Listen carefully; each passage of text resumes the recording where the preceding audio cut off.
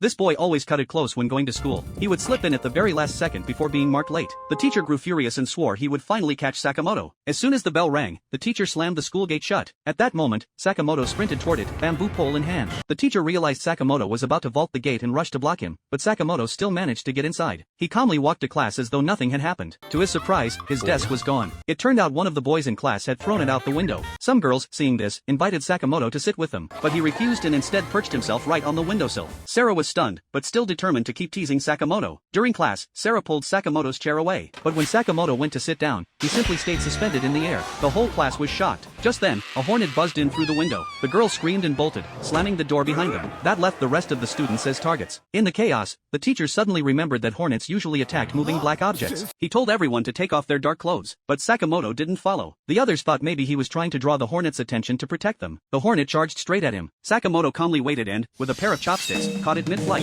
He fought the hornet one-on-one and quickly subdued it.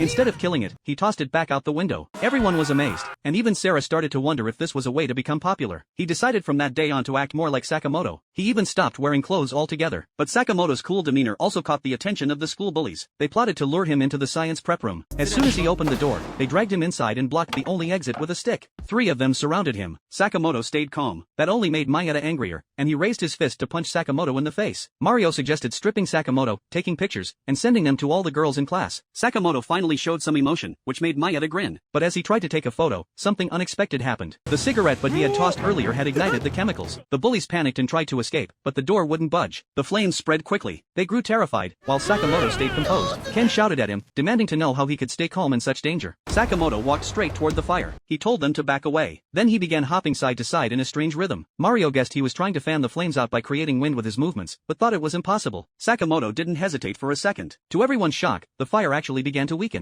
The bullies, desperate, started copying him. They tore off their shirts and joined his bizarre hopping dance. Upstairs, the commotion drew the PE teacher, who ran down and discovered 4 boys flailing side to side. After the fire was out, Sakamoto calmly told the teacher he had started the commotion to draw attention to the fire. The bullies realized what he meant and finally relaxed. But when the teacher asked why the others were involved, Sakamoto glanced left and right and said he was simply teaching them how to use an alcohol lamp. The bullies breathed a sigh of relief. Then Mayeda's phone buzzed. He planned to set Sakamoto's photo as his wallpaper. Meanwhile, in the staff room, the teacher still fumed. Every morning Sakamoto sneaked in with some new trick, and the teacher was sure it was deliberate provocation. Today, he swore he'd finally make Sakamoto late. But then he saw something odd. Sakamoto was hanging out with the bullies. Sakamoto puffed out his cheeks, and it looked like he was smoking. The teacher smirked, ready to punish him the moment he saw smoke. But when he looked closer, his jaw dropped. Sakamoto wasn't smoking at all. He was blowing bubbles, big, shimmering bubbles in